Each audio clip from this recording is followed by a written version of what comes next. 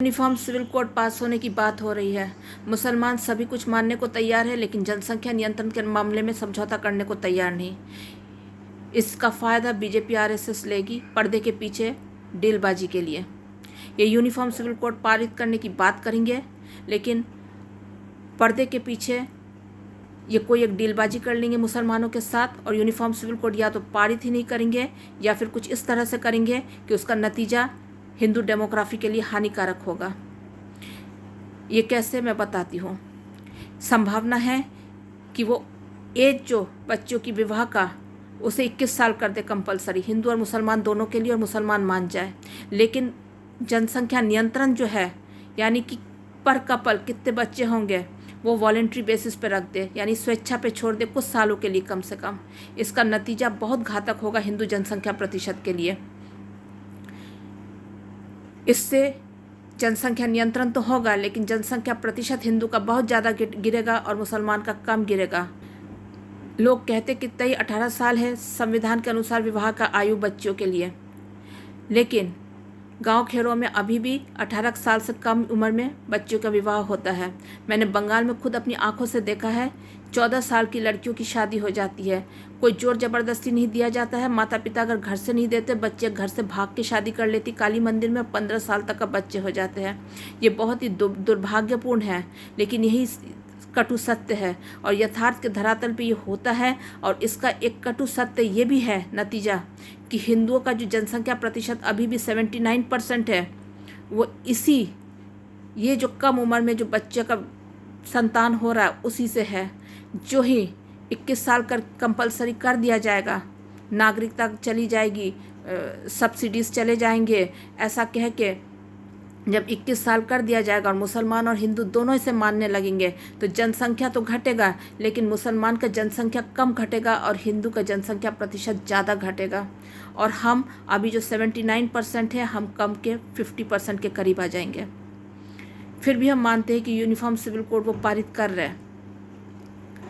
वो पहली बात तो करेंगे ही नहीं, और करेंगे भी तो कुछ इस तरह से करेंगे कि पर्दे के पीछे मुल्ले मौलवियों के साथ डीलबाजी करके इस तरह से करेंगे कि दिखेगा जनसंख्या घट रहा है, लेकिन जनसंख्या प्रतिशत हिंदू का ज़्यादा गिरेगा और मुसलमान का कम गिरेगा। मुझे लगता है आज तक के इतिहास में जो गद्दारी, जो कहते हैं कि जयचंद ने गद्दारी की, मीर जाफर ने की है, इंदिरा गांधी, जोगेंद्रनाथ मंडल और बी.आर. अम्बेडकर ने तो देश के साथ गद्दारी की है। इनकी वजह से जनसंख्या प्रतिशत घट गया है हिंदुओं का।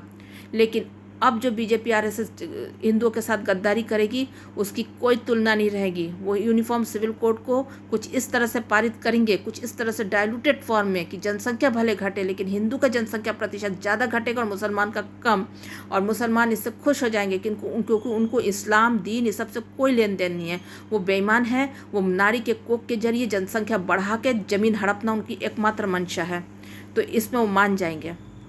और इससे ये होगा, मुसलमान इस बार टैक्टिकल वोटिंग भी नहीं करेंगे, एमपी में जिता देंगे बीजेपी को, क्योंकि उनको समझ में आ चुका है कि अगर ये गुस्सा हो जाए और जाते एमपी में हार जाए, और जाते जाते अगर ये दिल्ली में 2/3 बहुमत के बलबूते यूनिफॉर्म सिविल कोड पारित कर दे, और अगले लोकसभा में अगर लंगड़ी सरकार आए, लंगड़ा संसद आए, तो ये यूनिफॉर्म सिविल कोड रह जाएगा और इसे बदलने में समय लगेगा। तो वो ऐसा नहीं चाहेंगे, तो वो टैक्टिकल वोटिंग शायद बीजेपी के हक में कर भी दे।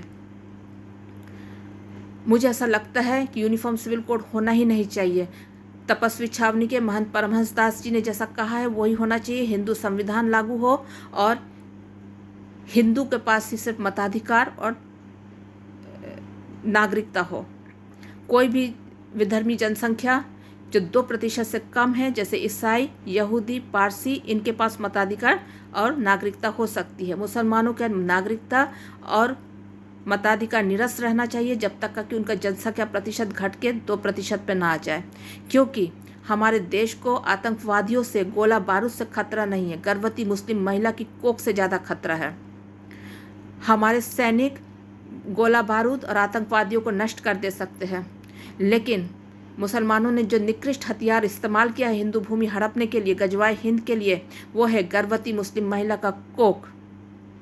आज की तारीख में बाय डिफ़ॉल्ट, कोई कितना अच्छा है, कोई कितना बुरा हम नहीं देखते, फिर भी बाय डिफ़ॉल्ट कोई भी मुस्लिम महिला जो द्वितीय बार गर्भ धारण करती है वही आतंकवादी है, और द्वितीय मुस्लिम संतान का